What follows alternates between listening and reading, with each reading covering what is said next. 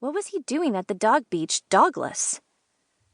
He's staring into the water like he lost something.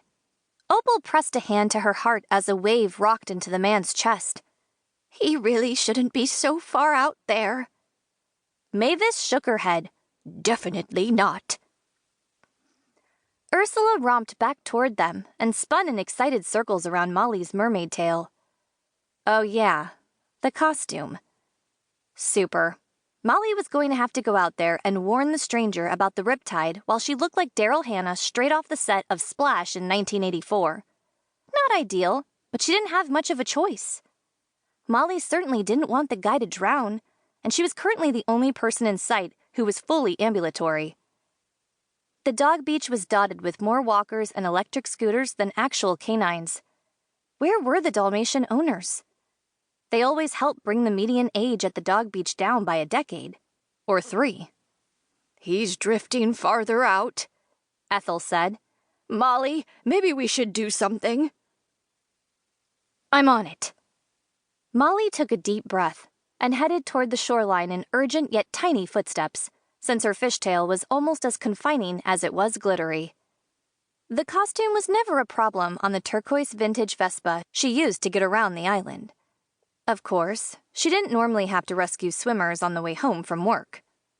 Ursula romped after Molly, just like she always did. Don't worry, we're just going to stand right at the edge of the water and yell at that guy to come back to the shallows. We'll be on the couch in front of the Great British Baking Show before you know it. Molly said, not altogether sure if she was talking to her dog or herself. Possibly both. But just as they moved from the sugary sand of the dunes onto the damp shore, the tide rushed in. The man bobbed up and down in the water, and he finally looked up as he seemed to realize how far he'd wandered offshore. A wave smacked him right in the face. Oh no. Molly's stomach tumbled. Hey, are you okay? Ursula paced at the water's edge, leaving a trail of frantic tiny paw prints in her wake. Molly waited a beat for the man to resurface, but all she could see was sunlight, glinting off something shiny floating in the water. She shaded her eyes with her hand. Eyeglasses. Not a good sign at all, considering they were missing the head that they belonged to. Wait here, she said to Ursula. I'm going in. Hoyt Hooper, the senior center's bingo caller, rolled to a stop nearby in his mechanical scooter. His pug, Hops, sat in the scooter's basket, dressed in a Hawaiian shirt that matched the one Hooper was wearing, down to the last hibiscus. That man's gotta be in trouble. I'm calling 911. Molly nodded. Good idea. But would they get to the dog beach in time to help him? Doubtful. She glanced at the red igloo cooler strapped to Hoyt's scooter with a bungee cord. Hoyt, remember that safety demo the fire department gave at the library last year? He nodded. Yeah, why? I'm going to need your cooler. According to the fire department, a fiberglass cooler could be used as a flotation device in an emergency situation, and this was definitely beginning to feel like an emergency. Does this mean you're going in after that guy?